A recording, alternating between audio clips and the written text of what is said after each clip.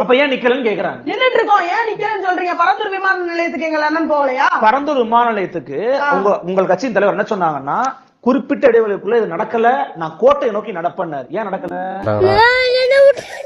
தாவேகா தலைவர் விஜய் வரல இந்த ஒரே ஒரு கருத்தை வச்சுக்கிட்டு தாவேகாவே செயல்படல நீங்க சொல்றது கண்டிப்பா குற்றத்திற்கு. அப்ப தலைவர் மட்டும் தாங்க செயல்படல, கட்சி செயல்படுதுன்றீங்க.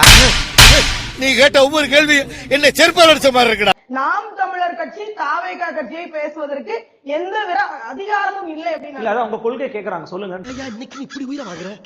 மதச்சார்பற்ற சமூக நீதி முதல் மாநாட்டிலே நாங்க அறிவிச்சோங்க. மதச்சார்பற்ற சமூக நீதி அப்படிங்கறத தாவேகாவோட கொள்கை. திருப்பரங்குன்றம் இஷ்யூல விஜய் அவர்களின் கருத்து என்னன்னு அவங்க பதிவு பண்ணாங்கன்னா நல்லா இருக்கும். கருத்து எங்காவது பதியப்பட்டிருக்கு இல்ல, அதுக்கப்புறமே அவர் மேலே ஏறினாரு, அவர் அங்க ஏதாவது பதிவு பண்ணாரான்னு சொன்னாங்கன்னா நம்ம அந்த மதச்சார்பற்ற. நீங்க பாத்துருப்பீங்க கிறிஸ்துமஸ் சமயத்துல எத்தனை கிறிஸ்தவர்கள் மீது இந்தியாவில் பயங்கரமான வன்முறை நடந்துச்சு. அதுக்கெல்லாம் கூட அவர் வாய் திறக்கல. இது மதச்சார்பின்மையா இல்லது மதச்சார்பற்ற சமூக நீதிக்கு